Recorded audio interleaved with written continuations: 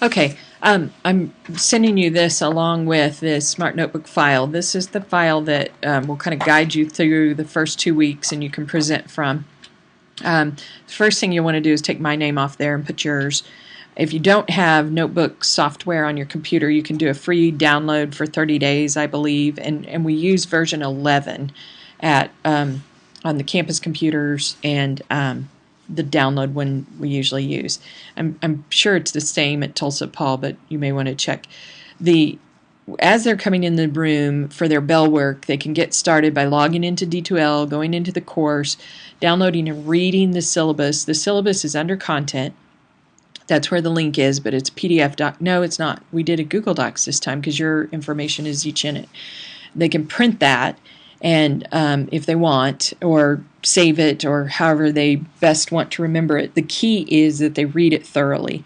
One of the introductory activities is going to have them share their information with, like, their goal for the course and their name and all that sort of thing. And then they also sign off that they have read and do understand what's in the syllabus. And this gets really important toward the end of the semester when somebody comes back and says, well, I didn't know this was due at this time, or I didn't know we had to do that assignment.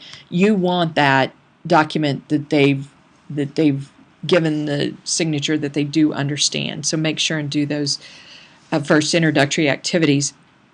The first 15 minutes of class should be enough. Enough of them come in early on that should be enough to get that done. It may take more like 20.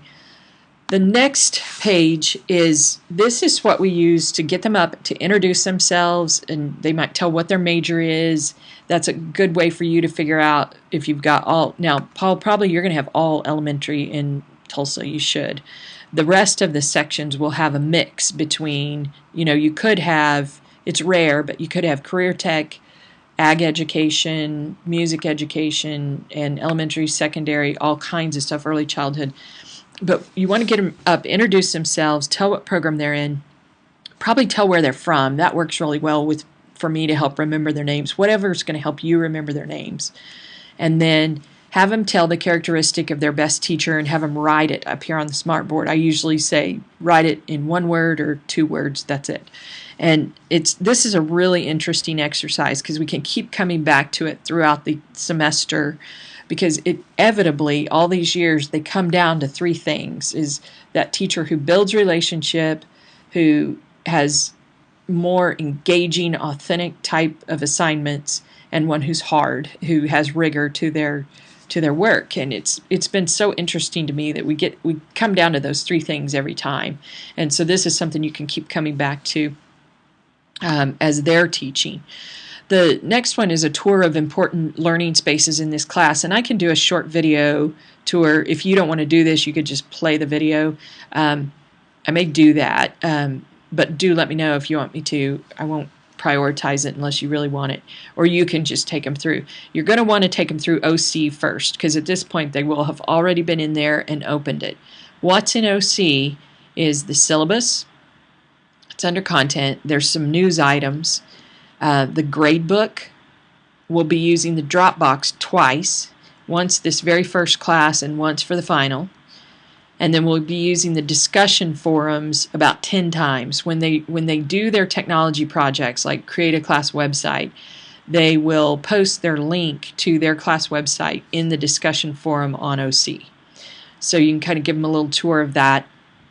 The textbook is at mytechplayground.com. Have them go ahead and bookmark it, memorize it, whatever, because this is where the meat of the course is. Not only their ebook, but their assignment descriptions, the resources they're going to need to complete the assignments, all of that is in the book.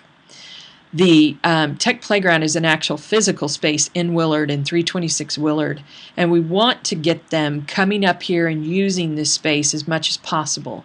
It actually stands for Transforming Education through Creative Habits, and that's what we want to do, is instill creative habits in there. And I swear to you, every time, Toby and I are in there all the time, and we think better in there. We're surrounded by these creative ideas and these high innovative tools, and it's just hard not to think better. And there are things in there like a 3D printer, flight simulator, 3D monitors, lots of mobile devices, a smart board for them to play on, a smart table. Early childhood ones really need to do that. You can have class in here anytime you want, too. If you want to schedule that, holler at Toby or me, and we'll get you on the schedule that we block it out for that class time. So feel free to bring them up, give them a tour. We want them dropping in here anytime, just to do homework, just to hang out, whatever. And we can always help. Tell them that it's either probably going to be me or Toby in there. Cody will probably have a few times that he's in there per day. But whenever they come in, it's likely that we can help them with their assignments since we're all doing the same thing in this class anyway. Okay, the next one, I want to emphasize that to them that in this class, we're learning about teaching with technology and learning with technology. So what I do on this slide is I'll have one of them, I'll usually just ask, okay, who doesn't like to sit? You get up there and write, and we'll tell you the answers to write, and you write. And so we discuss these pictures, and of course the girl, the top left, is learning from an automated learning program. The boy on the right, top right, is actually fiddling with the inside of a computer. So he's learning about technology. But then on the bottom here, these folks are learning together, but they're using technology, so they're learning with technology. They're using it as a tool to enhance their learning. I just use these visuals to emphasize that's what we're all about in this course. We're not going to teach them what to click on to do a certain formula in Excel. It's learning to learn any technology they encounter. Which brings us to Chapter 1. This would move you into getting into the content of Week 1 and Chapter 1. And the number one goal in this class is they learn to learn any technology. And so here are 6 steps for learning any technology. And let me see if this will let me go if I'm not in presentation mode. I'm going to click on the link here. Yes, Toby, I have too many windows coming up. Don't judge.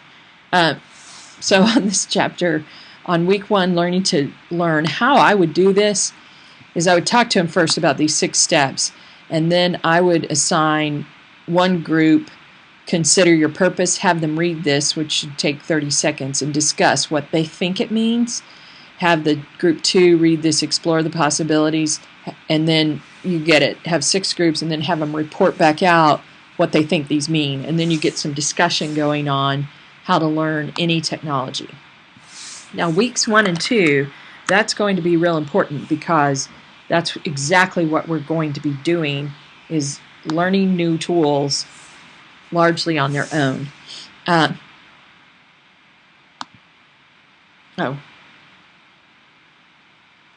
Let's get to those assignments in a little bit. But the other big goal, the goal 1 in the class, goal 2 is learning to teach with technology to increase student learning, engagement, and creativity.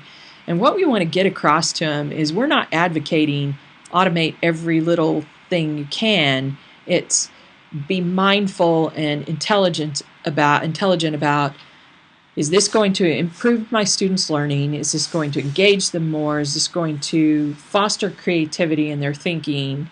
That sort of thing. Then it's the right thing to do. We really want good, we're not throwing technology in there just for the sake of using technology. And the assignments and the rubrics will help explain this. So from here, you'd want to pull up the assignments and rubrics page, and it is over here in the menu right under the course calendar. And these are also in the syllabus, so probably they've read this. The rubrics are not in the syllabus, but the description of the assignments and then the rubric associated with it, you can click on and see those rubrics. This doesn't really have a rubric. The peer assignments, the explanation of how these are graded is right here. And then the final exam of what time theirs will be is all right here. So this page in the book is pretty important with the assignments and rubrics. The next page is actually the last one for this week. Now, sections 007, that's Beth's on Monday night in Stillwater, and section 801 is Paul's on Monday night in Tulsa. They will not be meeting face-to-face on week 2. It's Martin Luther King Jr. celebration. So you guys won't have face-to-face class. So this works out really well. We want them to read this chapter and be firm with them about reading means even the links and the videos in the book. Toby is really good at just being hard on them and explaining, look, we made this ebook for you for free. You're not paying $120 for a textbook. It will follow with you when you're out there teaching 5 years from now. You can still come back to this book and use it for professional development if you'd like. So get them to read if you can. I know that's hard. I wish they all just were dying to read this stuff, but they're not. Then you can start on this on week 1 if you have time, but then finish out week 2 by completing these 3 independent learning activities. Now, these are on BlendSpace, and they'll need the code to join our class because there's little quizzes kind of things in there. So they need to go ahead and sign up and join our class. So when they go to this, WLJD is their code that they're going to need.